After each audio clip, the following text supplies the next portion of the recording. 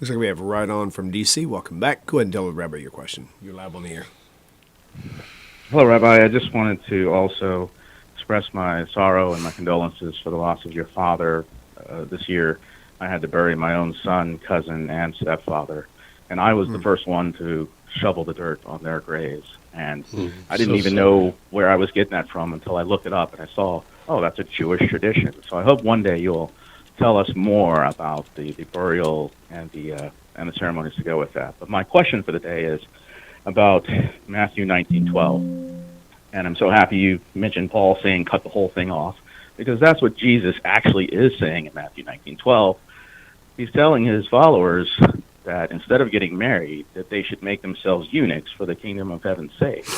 And I pointed out before that Deuteronomy 23:1 says the exact opposite. Moses, via God, is telling us, do not cut off your privy member. That's the reason I slammed my Bible shut 32 years ago and said, I cannot follow this fool. He is not a follower of God because he doesn't even know his own commandments. Why would people follow a guy who advises making yourself a eunuch? Because we are not living in the ancient world. We're not living in a world where mystery religions and Gnosticism and manichaeism and Neoplatonic thinking is pervasive any longer. This seems strange. And all those iterations of religious thought were the thing of the time. Just like today, we have the things that are very pervasive in our culture. At that time, this was. In that time, the human body was considered something corrupt. This world was considered damaged. And in fact, there are Christian denominations that insist that although Mary was conceived through natural means, it wasn't a miraculous conception, but it was passionless, that her mother, Anna, felt no pleasure and joy whatsoever when she was impregnated from her husband, I think it's Joachim, as we find in the proto-gospel of James. And in fact, Augustine himself advises people who get married that once you're done having children, then be apart. And less passion, but that's where this all comes from. And there's a mitzvah in the Torah of Inu, he says, a mitzvah for a man to bring his wife pleasure. So it's really, in the ancient world, this made a lot of sense. So what I want to do is just sort of cultivate what you're saying. In any time you see in any kind of text, you've raised the text in the gospel itself. Or you'd find similar passages in Paul's letters, even not just similar, but even, more specific, where celibacy is held up as a virtue. Immediately, you are encountering the world of Gnosticism, the Neoplatonic world, that this whole world was created. Talk about creation. The process of creation was created by a demiurge, a god, but a lesser god, an inferior god. After all, what kind of great god creates a world and beings in it that are so broken and inferior? And it's not hard to imagine why they thought that way. They knew very little about the human body, and they knew even less about why people suffered and died. Imagine if modern medicine didn't exist. Would you be alive today? The ancient world had remedies, but nothing. They couldn't even have imagined what we know today.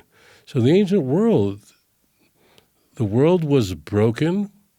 Our bodies were broken. They knew nothing about hygiene, microorganisms. They didn't know about brushing their teeth. And in fact, in the ancient world, people were most likely to die of their teeth. Know anything. They didn't know, forget about oxygen. People didn't know anything, any of these things. So the body was a very much a broken world. In contrast, they looked up at the sky and they observed the celestial bodies and their movements. They were keenly aware of them because they didn't have clocks and watches and cell phones. And they also didn't have light pollution. It makes it very hard for people who live in the city to see anything in the sky. And they couldn't help but notice that world, the heavenly world, was perfect, and our world was corrupt. This is all counter to the Jewish faith. In fact, we're told right from the get-go that man should be fruitful and multiply and fill the world. These ideas are completely alien to the Torah. But I understand the ancient world. When they observed the Jewish faith, they thought Jews were nuts, that there was one God behind it all, that one God, there's just nothing but one. Ein od milvado. There's nothing else. It's all HaKadosh Baruch Hu. To them, they respected the Jews, but they thought we were nuts on this account because these things were incompatible. So what I'd like you to do is, when you see passages like this, of course, it's avodah zarah. It's coming from that world of idolatry, but I want you to understand where it comes from. That's why Augustine, who is no doubt the most influential church father, Augustine, who lived in the 4th and 5th century, is just his tremendous writings. I mean, his confessions, I don't mean tremendous as a compliment, just the enormity of what he wrote. His confessions, his other work, he just wrote a lot. He wrote a lot of theology. He wrote enormous amount of commentary. He was a Latin church father, experimental theology. He just wrote a lot. But he came from the manichaeist world. Christians don't like to speak about this, and there's good reason for them to hide this. But he very much believed that this world was a broken world, that man was a broken being, that everything around us was broken, and everything was just, and that deeply influenced his theology. He, of course, didn't have to work too hard because he was taking Paul's writings, amplifying it, and it would further be amplified by other church fathers, Calvin, and so on. So I want to just teach you how to think. When you see celibacy as considered, regarded as something virtuous. Now, that doesn't say you can't get married. It doesn't say it anywhere. It's just saying it is virtuous. So right away, you have to run, not walk. Life, leave skid marks, get out of there. That's pure avodah zarah, but do recognize this, my friends, and that is, in order to understand the ancient world, you have to divorce yourself from the modern world in which you live. You have to disabuse yourselves of conventions that we're acclimated to today. So in the ancient world, this is how people thought. This was conventional thinking, that this was a broken world, a corrupt world, everything was broken. That's why the resurrection of the dead was completely undesirable. Even Paul did not believe in a physical resurrection. The church would later, in the Gospels, correct that, meaning would pull away from Paul's view, 1 Corinthians 15, and actually that's one area that Paul did not succeed in, and say, no, Jesus' resurrection was physical, pulling it back to Judaism, because only Judaism believed in the physical resurrection, and everyone else, it's not that everyone else disagreed with us on the physical resurrection. They thought we were absolutely nuts on this, and no one else believed in the physical resurrection, and thought we were crazy. Why would you want to go back to that wretched body? Socrates exclaimed this as he was drinking the hemlock, how he would finally be free of this wretched body. So I want to just teach you how to think, but you have to know this.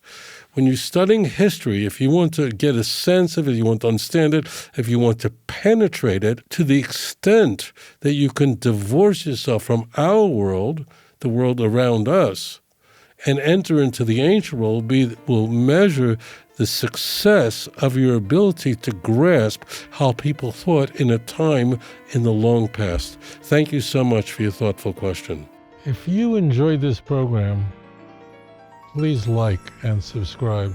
אדון עולם אשר מלך בטרם כל יציר נברא עת נעשה בחפצו כל